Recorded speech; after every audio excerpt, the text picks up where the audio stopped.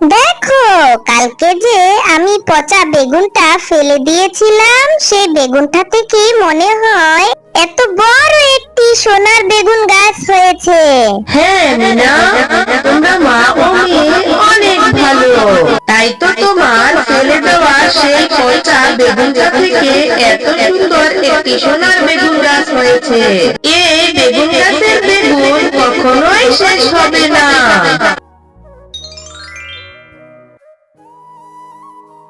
মিনা, তুই কোথায় গিয়েছিলি রে মা? আমি সেই কখন থেকে ভাত রান্না করে তোর জন্য অপেক্ষা করতেছি। তোর জন্য আমি ভাত বেড়ে রেখেছি, আয় বস, ভাত খেয়ে যা। মা, তুমি কি রান্না করেছো? তুমি কি আমার জন্য বেগুন ভেজে রেখেছো? আমাকে বেগুন ভেজে দাও না, আমার বেগুন ভাজা ছাড়া কিছুই খেতে ভালো লাগে না। বেগুন ভাজা ছাড়া আমি ভাতই খাবো না। আমি বেগুন ভাজা ছাড়া ভাত খেতে পারি না। মা, তুমি তো জানো আমি বেগুন ভাজা অনেক পছন্দ করি। মিনা, সবসময় বেগুন ভাজার বাহানা করবি না তো। আমার কাছে কি কত টাকা পয়সা আছে যে আমি সব সময় তোকে বেগুন ভাজা কিনে দিব? ডাল আর ভাত রান্না করেছি, তাড়াতাড়ি মুখ বুঝে ভাত খেয়ে নে তো। মা, তুমি আমাকে বেগুন ভেজে দাও, না হলে আমি ভাতই খাবো না। বেগুন ভাজা ছাড়া আমার ভাত খেতে একদম ভালো লাগে না। মিনা, সব সময় এত জিদ করতে হয় না। মা, যা রান্না করেছি তাই দিয়ে ভাত খেয়ে নে। আমি তোর বাবাকে বলবো বাজারে গেলে তোর জন্য বেগুন কিনে নিয়ে আসতে। আমি ভাত খাবো না। তুমি খাও তোমার ভাত, আমি আগে বেগুন নিয়ে আসবো, তারপরে ভাত খাবো।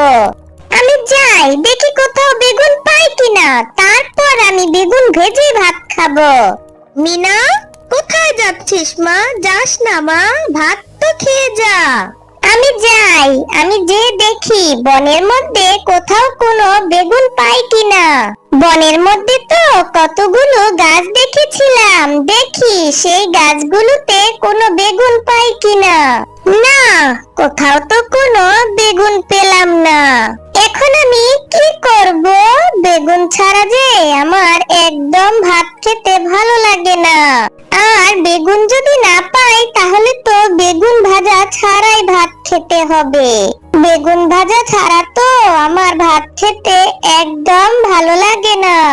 মিনা, আমি তোকে কতক্ষণ ধরে খুঁজছি, আর তুই এখানে বসে আছিস।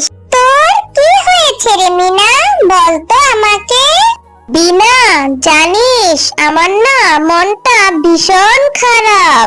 মা না আমাকে রোজ রোজ বেগুন ভাজা ছাড়া ভাত খেতে দেয়। জানিস বেগুন ভাজা ছাড়া আমার ভাত খেতে একদম ভালো লাগে না। তাই আমার মনটা ভীষণ খারাপ। ও, এই ব্যাপার। আচ্ছা, তুই চল আমার সাথে। তুই আমার সাথে আমাদের বাড়িতে চল। আমাদের বাড়িতে না আমার মা অনেকগুলি বেগুন নিয়ে এসেছে। চল তুই আমার সাথে আমার বাড়িতে। তুই চল আমার সাথে, আমার মাকে বলবো তোকে একটা বেগুন দেওয়ার জন্য। আচ্ছা ঠিক আছে, চল বিনা, তাহলে তোদের বাড়িতে যাই। তোর মা যদি আমাকে একটা বেগুন দেয় তাহলে সেই বেগুনটা আমি বাড়িতে নিয়ে এসে ভেজে মজা করে খাবো। মা, মা দেখো, আমি আমার সাথে করে মিনাকে নিয়ে এসেছি। জানো মা, মিনা না আজকে সারাদিন ভাত খায়নি। মিনা মিনার মাকে বলেছিল বেগুন ভাজা দিয়ে ভাত দেওয়ার জন্য, কিন্তু মিনার মার কাছে কোনো বেগুন ছিল না। তাই মিনার মা মিনাকে বেগুন ভাজা দিয়ে ভাত দেয়নি বলে মিনা আজকে না খেয়ে এখানে এসেছে। জানো মা, মিনা না আজকে সারাদিন কিছু খায়নি। মা, আমাদের ঘরে তো অনেকগুলি বেগুন আছে, তুমি সেখান থেকে মিনাকে একটা বেগুন দিয়ে দাও তো। বিনা, তোর তো দেখি মিনার জন্য অনেক দরদ উতলে উঠেছে। তুই একটা বেগুনের কত টাকা দাম জানিস? আমি কি বেগুনের খামার খুলে বসেছি যে যখন যাকে ইচ্ছা তাকে বেগুন দিব? 1 কেজি বেগুনের দাম কত টাকা জানিস? যা এখান থেকে, যা বলছি। আমি মিনাকে কোনো বেগুন দিতে পারবো না। মা, তুমি মিনাকে একটা বেগুন দাও না। তুমি যদি আজকে মিনাকে একটা বেগুন না দাও, তাহলে আমিও আজকে সারাদিন ভাত খাবো না। আচ্ছা আচ্ছা, দিচ্ছি। ঘরে একটা বেগুন আছে, আমি সেটা দিচ্ছি। ঘরে একটা বেগুন আছে, বেগুনটার অর্ধেক পচে গেছে। তুই মিনাকে দিয়ে বল, পচাটুকু ফেলে ভালোটুকু যেন খায়। আর সে কথা বলে বাঘিনী পচা বেগুনটা মিনাকে দেয়।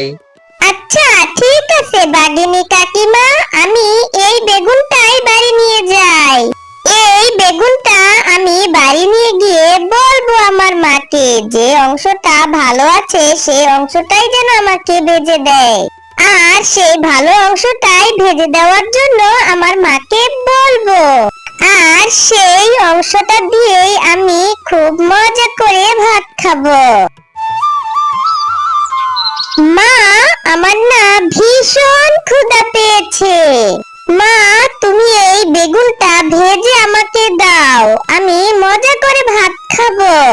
মিনা, সেই কখন বাড়ি থেকে গেলি? আমি কত জায়গায় তোকে খুঁজেছি, কোথাও খুঁজে পাইনি। তুই কোথায় গিয়েছিলি রে মা? আমি বেগুন কিনে এনে তোর জন্য ভেজে রেখেছি। তুই কোথায় ছিলি এতক্ষণ? তুই তো সেই সকালবেলা না খেয়ে বের হয়ে গেলি, এখন বিকাল হয়ে গেছে। কোথায় ছিলি? আর তোর হাতে এই পচা বেগুন কেন? তুই এই পচা বেগুনটা কোথায় পেলি? মা, তুমি আমাকে এই বেগুনটাই ভেজে দাও। এই বেগুনটা বাঘিনী কাকিমা আমাকে দিয়েছে।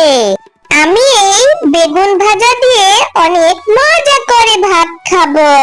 তুমি আমাকে এই বেগুনটা ভালো করে ভেজে দাও তো দেখি।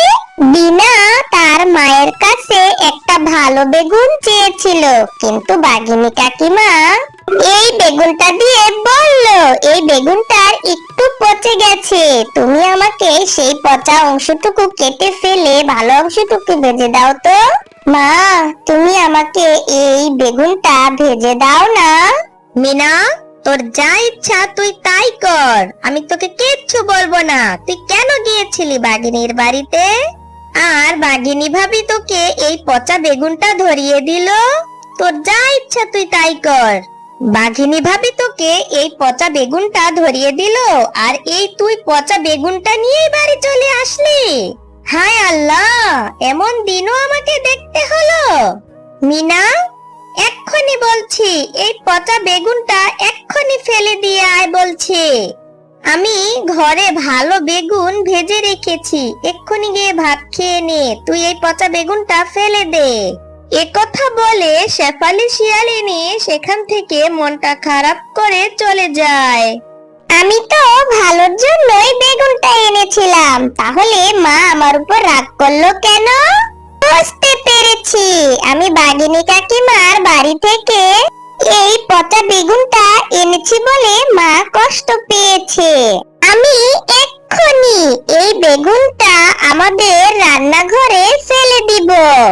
এরপর মিনা সেই বেগুনটা এনে তাদের রান্নাঘরের এক কোণে ফেলে দেয়। এই বেগুনটা আমি এখন ফেলে দিয়েছি আমার রান্নাঘরে। মা এখন আর আমার উপর রাগ করবে না। যাই, আমি এখন মাকে গিয়ে ডেকে নিয়ে আসি। আমি আর মা মিলে এখন মজা করে ভাত খাবো।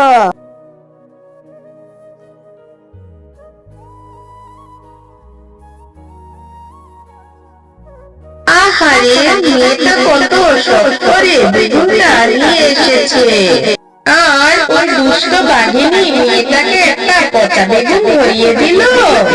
দাঁড়া বাঘিনী, আমি তো সেই পচা বেগুনটাই জাদু করে সোনার বেগুন গাছ বানিয়ে দিব, যাতে করে এই মেয়েটার কষ্ট দূর হয়।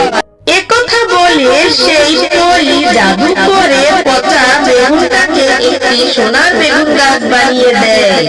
মা, মা দেখো, আমাদের রান্নাঘরে কত বড় একটি সোনার বেগুন গাছ গাছ হয়েছে।